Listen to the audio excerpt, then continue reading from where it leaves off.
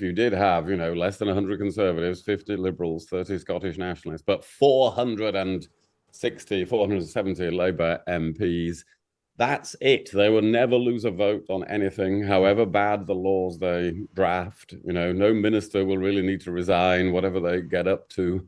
That's what I'm worried about, the parliamentary side of it, that people probably don't think about much in an election normally. Grant Shapps seems to come on this programme once a week now and concede the election.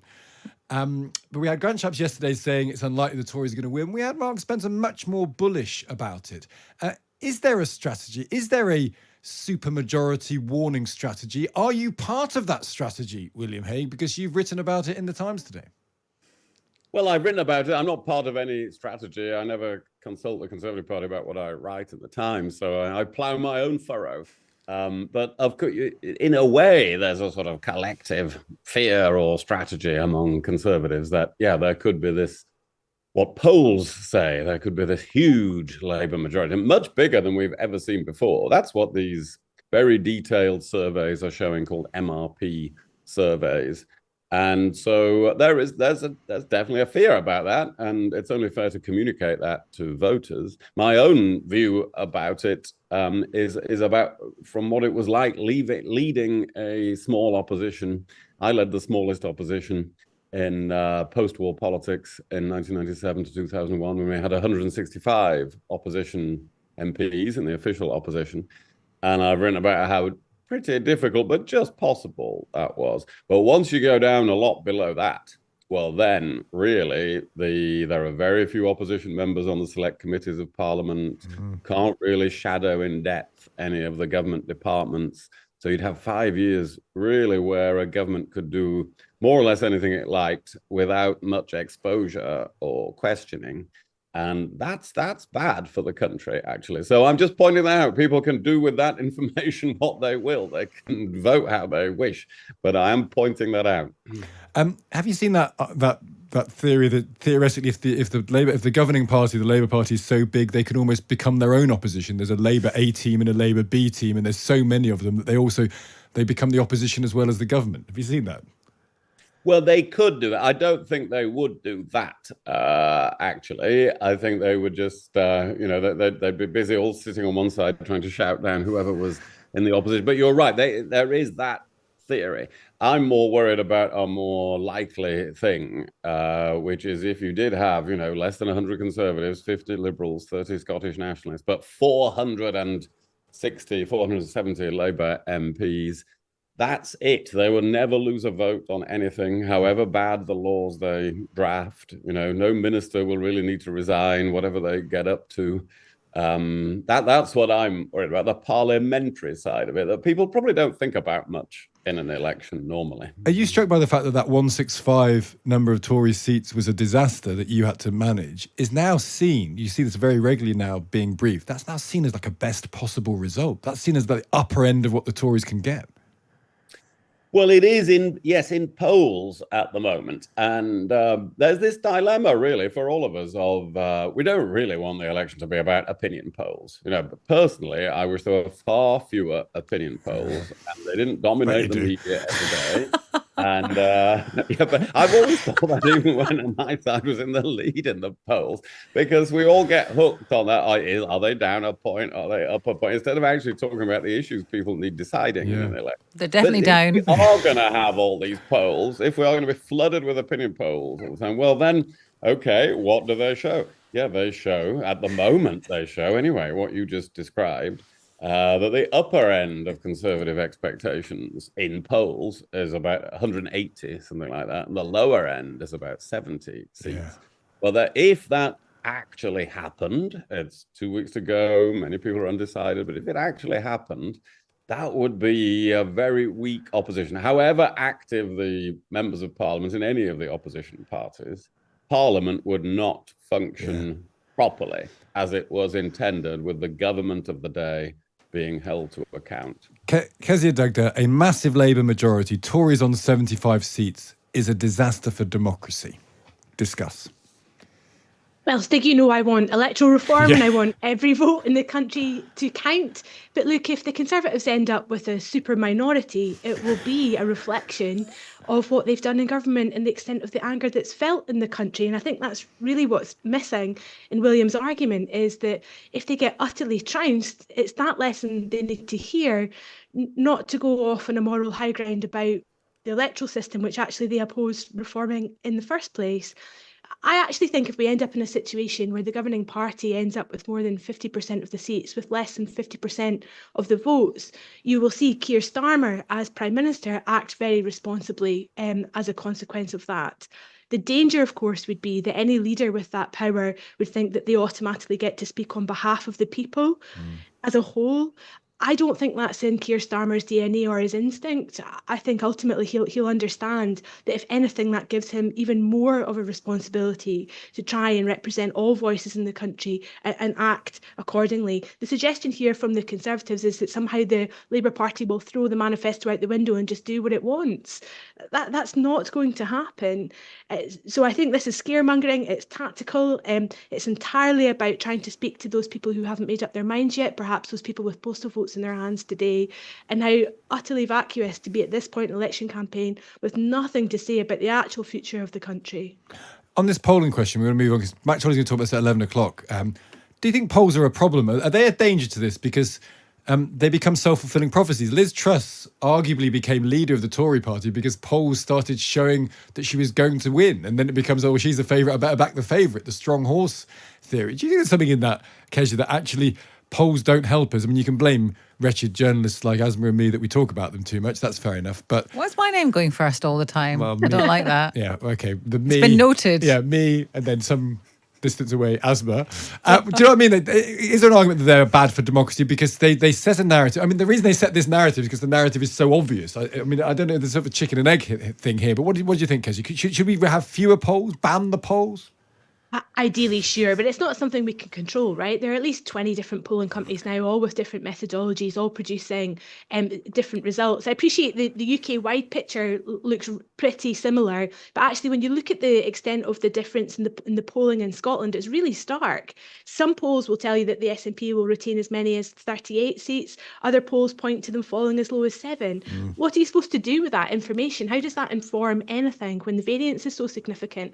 Once again, it's a process issue. Newspapers, journalists love a process issue. It's not actually what the general election is about.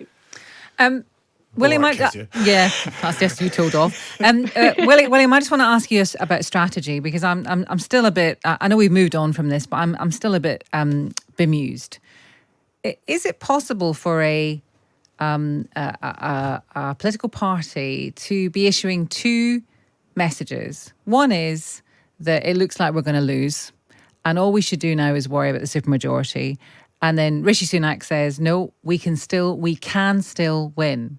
Now, I know you're going to say that Rishi Sunak, of course, he should say that. And if he didn't, he'd be criticised. But, you've got Grant Shapps saying one thing and you've got Rishi Sunak saying another. And I don't know how helpful that is. I don't think it's unusual in life to have those two messages at the same time. Football's in everybody's minds at the moment. It's not unusual, is it, for the team to be in the dressing room at half time and to be told by the manager, right, you're losing at the moment, get out there and win. Otherwise you're going to lose big. So there is I don't think that is actually a contradictory. But William, this has never happened before. It's never happened before. You have a serving minister coming on and saying, I live in the real world, be real, we're probably going to lose. And then the Prime Minister says, no, we're not. That's never happened before. Well, I don't know that that's never happened before, actually. I think there have been elections before in which people have warned about a very big majority for one side. I'm trying to think whether that happened in 1983 when the Conservatives won a huge majority and it looked like that was coming. But so I don't think it's that unusual. And both things are true. There are all these opinion polls that we were just talking about that say Labour far, far, far in the lead with us. Because the vote is so fragmented for the other parties. So yeah, they're obviously, they are the probable winner. They are ahead. They look like they are the winners. It's ought to be possible to debate that. But on the other hand, Kezia just mentioned, people are just getting their postal votes. People are only just starting to vote. Lots of candidates say there are huge numbers of undecided voters. So it is also true that the result of the election could look quite different. I don't see why a party can't pursue both those messages at the same time, because they're both true. So which one do you agree with both of them, or do you think Rishi Sunak's right that actually the polls might be a bit wrong and the undecideds might all of a sudden decide they're going to vote for the Conservatives, and that Rishi Sunak is going to be the Prime Minister on the 5th of July? Well, he could be right. There's always a surprise on election night. If you think of the last 4 general elections in this country, there's always been some sort of shock at 10 p.m. when the exit poll goes. This would be quite a shock. Yeah, this would be quite a shock. It could be in all sorts of different directions. It's not been a consistent shock. But everybody was shocked in 2010 when the Liberals, instead of winning 100 seats, actually went down in seats. Or 2015 when suddenly the Conservatives won a majority. Or 2017 when they didn't. And so there will probably be a shock on election night. We just don't know. It's been the definition of a shock that we don't know what it's going to be. Okay, well, I'm sure our listeners can maybe suggest what that shock might be. They know how to get in touch. Now, we'll move on and talk about Labour and tax, because anyone who's self-employed knows that next year's tax bill can loom large. So what do you do when you aren't sure where the money's coming from? One plan, of course, is to work a bit harder, earn a bit more money. The nation's finances, of course, aren't exactly like a private individual's, but Labour's answer to how it's going to pay for things this morning is for us all to work a bit harder and earn more money. The Shadow Business Secretary, Jonathan Reynolds, told us that growing the economy was the answer to all the tricky questions that Labour keep being asked about tax. The premise, the argument we're trying to make in the Labour manifesto is we shouldn't accept the poor economic performance of the last 14 years, that it's been low growth, high tax, poor public services as a result of that. We are genuinely serious in the things that we put forward that will make a massive difference to business investment, to growth, to productivity in the UK. And the only answer to any of these public service questions or rates of tax is the economy has to perform better than the last 14 years. Kezia Dugdale, I don't think anyone is accepting the last 14 years. That's why it looks, according to the polls, that they're going to reject the Conservatives and vote in Labour. Is it a bit disingenuous to say it's fine, we're going to do lots of things and that's going to make the economy perform better and then we won't have to put up any taxes? Because that's very vague. I don't think it's vague at all. I think Labour's manifesto is actually pretty strong. They've set out what is a solid agenda. It's not radical. It's not the Jeremy Corbyn manifesto of 2019 by any stretch of the imagination, but it does set out things Labour want to do differently. And they've also set out alongside that manifesto how they intend to pay for it, and crucially what they won't do to raise the necessary money, which is to increase personal taxes. And the public, I think, needed to hear that reassurance around income tax and VAT in particular after all the stealth rises we've experienced under the Conservatives, because let's not forget that personal tax rates are at their highest level for generations because of very secretive, silent decisions the Conservatives have made in very clever budgets. This is Labour being frank with people, saying the goal is to grow the economy. That's how we will improve public services. You're right, though. Everything is in that basket, so that's got to work. But I think where people struggle, and there's been a lot of support this morning for people saying stop going on about tax and Labour, because, you know, we look at the last 14 years of the Tories and, to be honest, you know, we're willing to vote for them. That's what a lot of people are saying.